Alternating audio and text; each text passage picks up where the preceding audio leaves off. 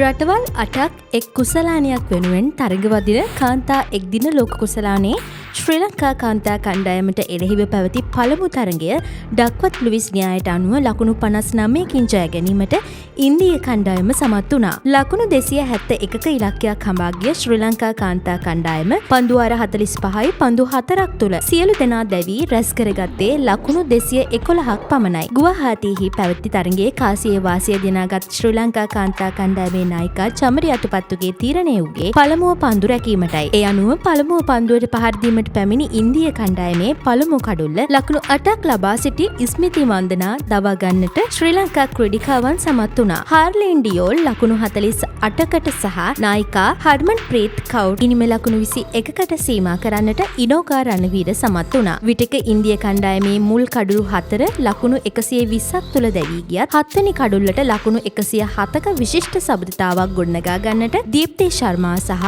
අමරජොත් කවුර් සමත් වුණා. අමරජොත් කවුර් ලකුණු 57ක් සහ දීප්ති ශර්මා ලකුණු 53ක් ලබා ගත්තා. ඉන්දීය ඉනිම අතරතුර විටින් විට තරඟයට වර්ෂාවෙන් බාධා එල්ලවීම හේතුවෙන් එක් ඉනිමක් පන්දු වාර 47ක සීමා වූ අතර ඒ අනුව ඉන්දීය කාන්තා කණ්ඩායම නියමිත පන්දු වාර 47 අවසානයේ කඩලු 8ක් දැවී ලකුණු 269ක් ලබා ගත්තා. පන්දු යැවීමේදී ඉනෝකා රණවීර කඩලු 4ක් සහ උදේශිකා ප්‍රබෝධනී කඩලු 2ක් දවා ගත්තා. ඒ අනුව ඩක්වත් ලුයිස් න්‍යාය අනුව ශ්‍රී ලංකා කාන්තා කණ්ඩායමට පන්දු වාර 47ක් තුල හිමි වූ ඉලක්කය ලකුණු 271ක්. ලකුණු 271ක ඉලක්කයක් හඹා යාම සඳහා ශ්‍රී ලංකා ඉනිම චමරි අතපත්තු සමගින් හසිනි පෙරේරා ඇරඹුවා. ශ්‍රී ලංකා කණ්ඩායමේ පළමු කඩුල්ල ලෙස ලකුණු 14ක් ලබාගෙන සිටි හසිනි පෙරේරා දැවී ගියා. චමරි අතපත්තු ලකුණු 43යි.